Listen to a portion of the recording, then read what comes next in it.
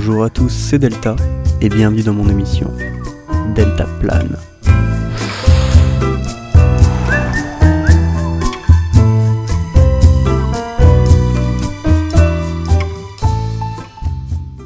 Aujourd'hui dans Delta Plane, je vais vous raconter un de mes meilleurs trips sous champignons hallucinogènes. Les champignons psilocybes sont une drogue puissante aux effets complexes et difficiles à imaginer. Si vous voulez avoir une meilleure idée de ce qu'ils sont et de ce qu'ils font, je vous invite à regarder ma vidéo d'information dessus. Je vous mets le lien dans la fiche en haut à droite de la vidéo et dans la description. Encore une fois, tout ça n'est que le récit de mon trip. Toutes les expériences sont uniques au set and setting et au consommateur. Quelqu'un d'autre prenant la même dose peut avoir des effets très différents. Bref, j'ai vécu ce trip fin juin 2020 avec 4 amis, dont Baptiste et Nawel qui étaient aussi présents lors de mon trip au LSD. Vous les avez peut-être déjà vus dans d'autres vidéos Delta Plane.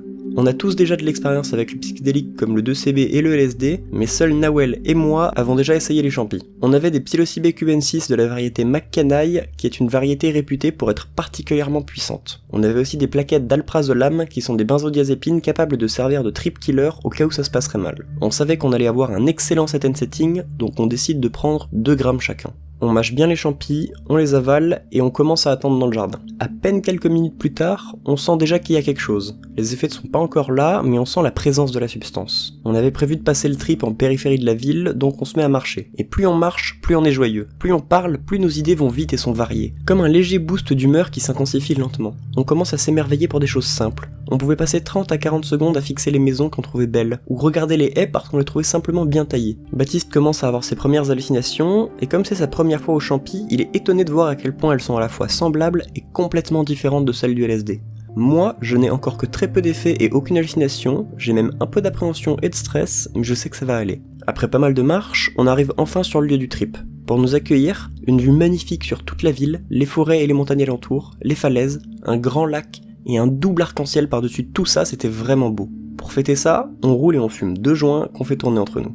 Attention, fumer du cannabis sous l'effet des psychédéliques décuple les effets et augmente le risque de bad. Je ne recommande à personne de le faire, surtout si vous avez peu d'expérience avec la substance. Une fois les joints finis, on sent que les effets des 2 drogues s'augmentent mutuellement et on commence à sentir les effets des champignons arriver pour de vrai. On commence à tous taper des fous rires incontrôlables et à rigoler pour un rien. Baptiste a de belles hallucinations, d'autres membres du groupe aussi, mais Nawel et moi n'avons toujours rien. Déçu de ne rien voir, je décide de fixer le sol jusqu'à voir quelque chose apparaître. Je passe 2 minutes à fixer mes pieds et je commence enfin à voir les fibres de mon jogging onduler. J'observe les ondulations et plus je les regarde, plus elles s'intensifient. Je lève les yeux et je vois tout bouger et très lentement se déformer. Le contraste des couleurs augmente très vite et je les vois changer. Le ciel bleu devient un peu rose, puis un peu vert, etc. Ces 2 phénomènes s'intensifient encore et encore, les effets mentaux aussi, et on sait que c'est le début du vrai trip. On sent qu'on est en train de partir et que ça va être beau et intense. On est ultra euphorique et on rigole comme des fous, mais on est aussi très calme, très posé, comme si on était plus relaxé que jamais, mais en même temps tout excité par la curiosité. Nos pensées vont de plus en plus vite, les couleurs sont de plus en plus vives, les formes ondulent et la nature est de plus en plus vivante, c'est vraiment beau. On est tous allongés ou assis dans l'herbe, on discute, on rigole, on passe vraiment un excellent moment. Le soleil se couche petit à petit et devant le crépuscule on se dit qu'on va rouler et faire tourner 2 joints de plus pour augmenter encore un peu les effets. Une fois ces 2 joints finis, les effets ont augmenté encore d'un cran. Les couleurs ont explosé, elles sont ultra saturées et changent en permanence. Tout ce qu'on regarde ondule, bouge, prend vie dans un spectacle ahurissant de beauté. L'herbe danse, les arbres respirent, les cailloux changent de forme, les nuages forment des motifs de fractales qui changent et évoluent sans cesse, et les oiseaux qui volent laissent derrière eux des traceurs qui montrent le chemin parcouru. On voit la pierre des falaises qui fond comme si elle était devenue liquide, et les bâtiments de la ville dansaient et se penchaient d'un côté puis de l'autre. Le coucher de soleil éclaire tout ça d'une lumière tantôt orangée, tantôt rougeâtre, tantôt bleutée. Les lumières de vert, de rose, de jaune, de rouge et de violet fondent les unes dans les autres et créent de nouvelles teintes. Tout le paysage a un aspect étrange, comme si tout ça n'était qu'une peinture. On se sent vraiment en communion avec la nature, on la sent autour de nous et on a vraiment la sensation d'en faire partie. Nous sommes un produit de la nature, nous sommes la nature. On se sent connecté à chaque plante, chaque caillou autour de nous. On se sent plus naturel et moins synthétique que d'habitude. Les effets mentaux deviennent très puissants et nos pensées vont très vite. On commence à se poser des questions sur tout et n'importe quoi et à tout remettre en question. On se sentait très libre, très connecté et très en phase avec la nature et notre environnement. On faisait complètement abstraction de tout ce qui est superflu dans nos vies, on se sentait mieux que jamais. On était revenu au fondamental et on se sentait plus léger, comme si on avait été enfin libéré. On vivait l'instant présent à fond, on n'arrêtait pas de se répéter à quel point on avait la sensation de passer un des meilleurs moments de notre vie. J'étais en train de discuter avec une des personnes du groupe et j'ai eu une révélation. Si je fais partie de la nature, et que je suis censé être dans un pays qui prône la liberté, pourquoi est-ce que c'est illégal de manger des champignons et de fumer de l'herbe qui sont eux aussi issus de la nature? Pourquoi est-ce que je ne suis pas libre des substances que je mets dans mon propre corps tant que ça ne nuit pas à autrui? Le simple fait que les drogues soient illégales me paraissait totalement incompréhensible, totalement inconcevable. Pourquoi, si je suis censé être libre, je ne peux pas faire ce que je veux de mon corps? Je me suis rendu compte d'à quel point je trouvais ça incohérent. Je suis libre, je veux vivre libre. Je ne veux pas qu'on entrave ce que je fais tant que ça n'engage que moi. Je ne veux pas qu'on me prive de mes libertés fondamentales, et ce que je mange, ce que je fume et ce que je mets dans mon corps devrait faire partie de mes libertés fondamentales. On finit de discuter et on s'allonge tous dans l'herbe pour regarder le ciel. On le voyait changer de couleur et les nuages prenaient des formes plus complexes les unes que les autres. On aurait dit qu'il respirait, qu'il se dilatait puis se contractait en changeant d'apparence. Je me mets à fixer un point dans le ciel et je le vois devenir transparent, puis disparaître complètement. Derrière le ciel, je vois un univers entier de fractales en 3D tout en nuances de orange et de jaune avec des motifs et des patterns qui changent, tournent, bougent et se modifient à une vitesse folle. Je vois comme un zoom sans fin dans des motifs qui se répètent sans arrêt, c'est d'une beauté remarquable.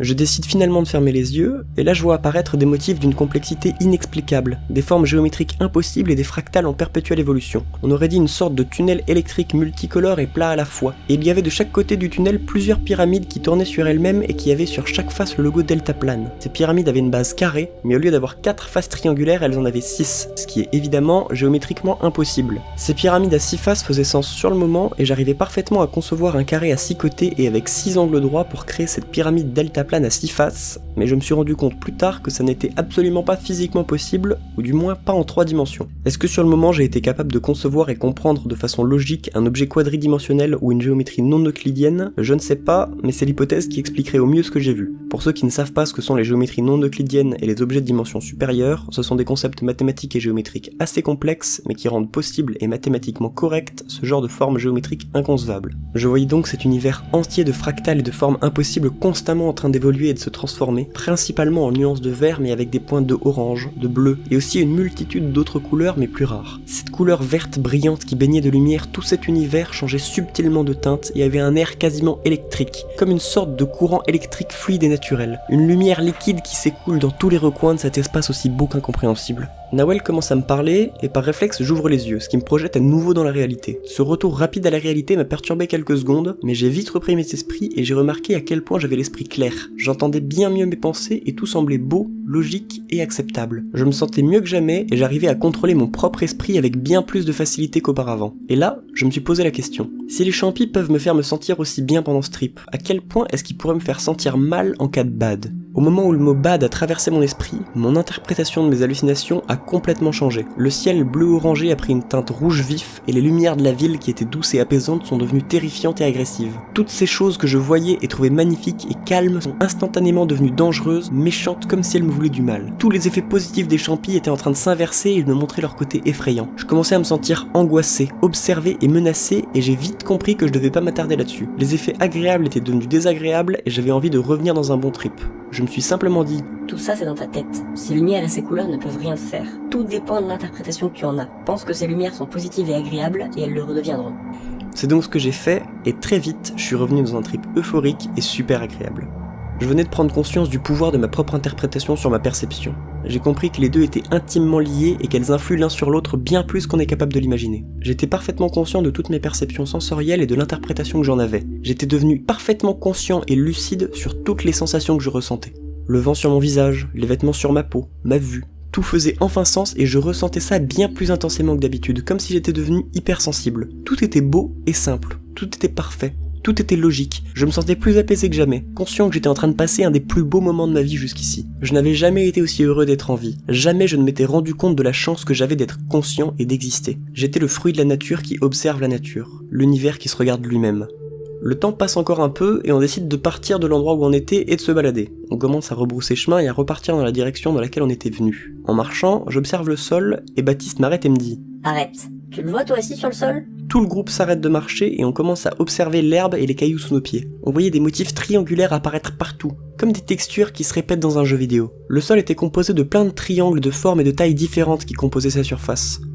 On recommence à marcher l'un derrière l'autre et je suis le premier de la file. Je ne sais absolument pas où je vais, mais je suis le chemin sous mes pieds en espérant que ce soit le bon, même si je n'ai aucun souvenir de l'endroit où je suis. Tout le monde me suit, je me sens comme un aventurier ou un explorateur qui part découvrir des contrées inconnues. Il y avait à peine quelques arbres, mais la nuit était tombée et j'avais encore pas mal d'hallucinations, donc j'avais l'impression d'être dans une forêt enchantée tout droit sortie d'un Disney. Je voyais des arbres grands et majestueux, couverts d'une épaisse couche de mousse qui m'empêchait d'en voir l'écorce. Leurs fines branches bougeaient comme des doigts et les arbres ondulaient, dansant de gauche à droite en rythme. La forêt était très sombre mais vivante, et j'entendais tous les sons des oiseaux et des insectes avec un écho énorme, comme s'ils venaient de toutes les directions en même temps, c'était vraiment impressionnant. C'était une ambiance vraiment féerique et magique, mais angoissante à la fois. Je me suis dit que je devais laisser ma peur de côté pour ne pas repartir en bad, et j'ai traversé la forêt entière dans cet état d'émerveillement appréhensif.